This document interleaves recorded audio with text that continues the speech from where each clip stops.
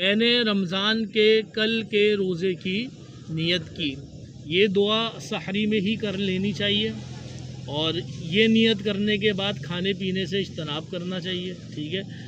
اور کسی وجہ سے اگر نہ پڑھ سکیں تو زوال سے پہلے تک یہ دعا لازمی پڑھ لینی چاہیے، ورنہ جو آپ نے سحری کی ہوگی وہی نیت میں شمار کی جائے گی۔ نبی کریم صلی اللہ علیہ وسلم روزہ کھولنے کے لیے یہ دعا پڑھتے تھے: اللہم انی لک صمت وبک آمنت وعلیک توکلت وعلی رزقک افطرت۔ اے اللہ، میں نے تیری رضا ہی کے لیے روزہ رکھا، تجھ ہی پر ایمان لایا اور تجھ ہی پر بھروسہ کیا، اور تیرے ہی عطا کیے ہوئے رزق سے افطار کیا۔ تو ہمیں بھی چاہیے کہ ان دعاؤں کو یاد کریں، رمضان المبارک میں اپنا معمول بنائیں، تاکہ 30 دن تک روز پڑھ کے یہ دعائیں ہمیں انشاءاللہ یاد ہو جائیں گی۔ تو جیسے تراویح کی دعا یاد ہوتی ہے ایک سال بعد، تو اس طرح یہ دعائیں بھی انشاءاللہ یاد رہ جائیں گی۔ مفسدات روزہ، یعنی روزہ توڑنے والی چیزوں کا بیان۔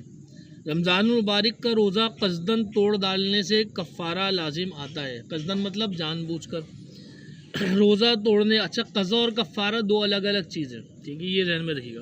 روزہ توڑنے کا کفارہ یہ ہے کہ ایک غلام آزاد کرے، اگر یہ نہ ہو سکے تو لگاتار 60 روزے رکھے، اگر یہ بھی نہ کر سکے تو 60 مسکینوں کو پیٹ بھر دونوں وقت کھانا کھلائے، یہ کفارہ، اس کو کہتے ہیں کفارہ۔ قضا کیا ہوگی کہ آپ کا روزہ اگر ٹوٹ گیا ہے اور وہ کسی شرعی عذر کی وجہ سے، کسی اور وجہ سے ٹوٹ گیا ہے، آپ نے جان بوجھ کے نہیں توڑا، نادانستگی میں ہو گیا ہے، تو ایسی صورت میں قضا ہوتی ہے۔ قضا یہ ہوتی ہے کہ آپ ایک کے بدلے میں ایک روزہ رکھ لیں، لیکن جو دانستہ توڑیں گے تو اس پہ قضا اور کفارہ دونوں لازم آتے ہیں۔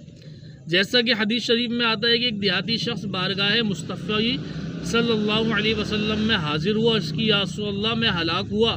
آپ نے وجہ پوچھی تو کہا کہ میں نے رمضان کی حالت میں اپنی نفسانی خواہشات کو پورا کر لیا۔ آپ صلی اللہ علیہ وسلم فرمایا: غلام آزاد کر سکتے ہو؟ عرض کی نہیں۔ فرمایا: 2 مہینے پے در پہ روزے رکھ سکتے ہو؟ عرض کی نہیں۔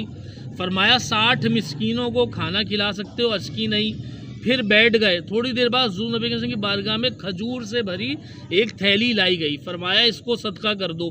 اس دیہاتی نے کی اپنے سے فقیر شخص پر اس علاقے میں مجھ سے بڑھ کر کوئی فقیر نہیں۔ آپ صلی اللہ علیہ وسلم مسکرا دیے، فرمایا: جاؤ اپنے گھر والوں اور اپنے بچوں کو کھلا دو، یہی تمہارا روزے کے توڑنے کا کفارہ ہو جائے گا۔